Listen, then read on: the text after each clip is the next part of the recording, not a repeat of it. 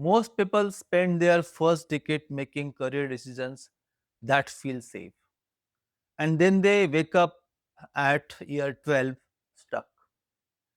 I have watched this happen for 25 years. The difference between the ones who break through and the ones who stall. Five decisions that compound, and five traps that look smart but quietly kill your growth. Hey everyone, welcome back to Krantify, where we decode the unwritten rule of career growth with clarity and purpose. Today, we are building your career compass. The decisions I have seen pay off over decades, and the ones people regret. So let's dive in. Decision number one that compounds: invest in visibility, not just delivery. Being good at your job gets you to year 4. After that, everyone around you is also good. What separates you? People know what you can do.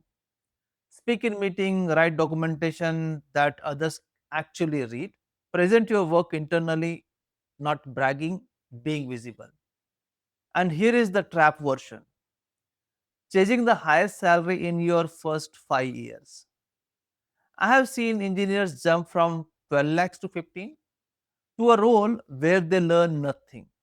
And 5 years later, they are stuck at 18.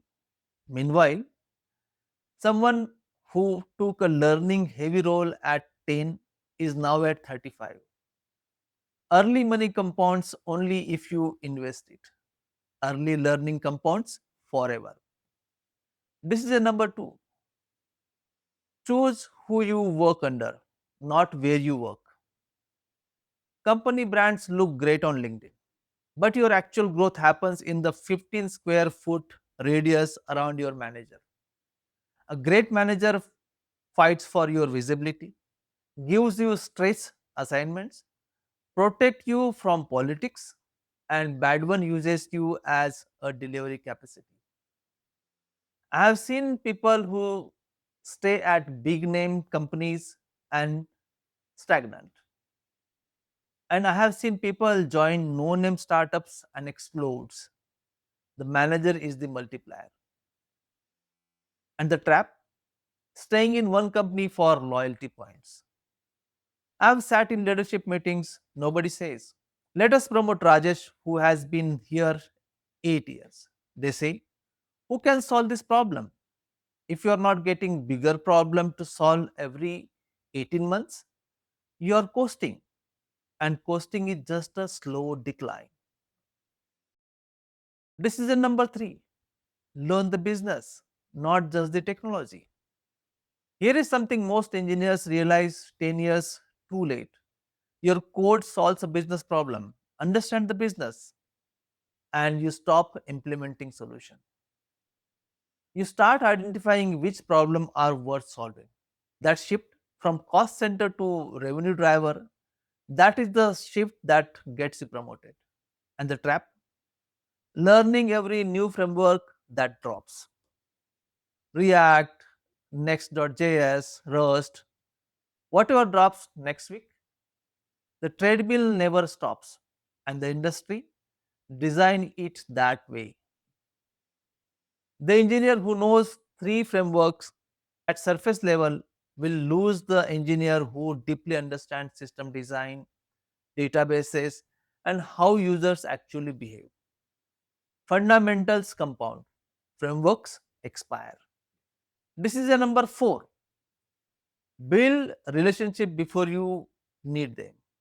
I'm not talking about networking events and LinkedIn cold DMs. I'm talking about genuine professional relationships. Help people without keeping score.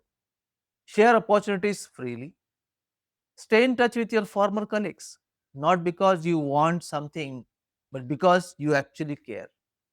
The best opportunities never hit job boards, then they move through trust. And the trap: waiting for permission before you lead. I hear this constantly. I'm not senior enough. Someone else will handle it. Will they ask when I'm ready? They will ask when I'm ready. Here is what I know from the other side of the table. Leadership is never handed out, it is claimed.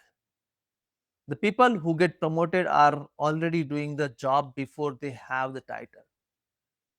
They mentor juniors without being asked. They spot problems and propose solution. Stop waiting. Start acting like the professional you want to become. Decision number 5. Measure yourself against your potential, not your peers. Comparison is the easiest trap in Indian IT. Someone from your batch got a higher package. Someone from your college is at FANG. It never ends. But here is something I have learned watching career for 25 years. The scoreboard resets every decade. The person winning at year 5 is rarely winning at year 15. Plan your own game. The only question that matters: am I closer to what I'm capable of than I was last year? And the trap: avoiding difficult conversations. The promotion discussion you never initiated, the feedback you should have given your manager, the project you should have said no to but did not. Every avoided conversation is a deposit into your frustration account, and the interest rate is brutal. I have coached professionals who spent 3 years bitter about something that one honest conversation could have resolved in 20 minutes. Learn to say hard things clearly, respectfully, and early. Here is what ties all this together. The compounding decision feels hard today. Speaking up, choosing early over money, building real relationship, none of this pays off next month. The traps, they feel safe in the moment. That is why they are dangerous. Real talk, no shortcuts, just the long game. If this resonated, drop a comment.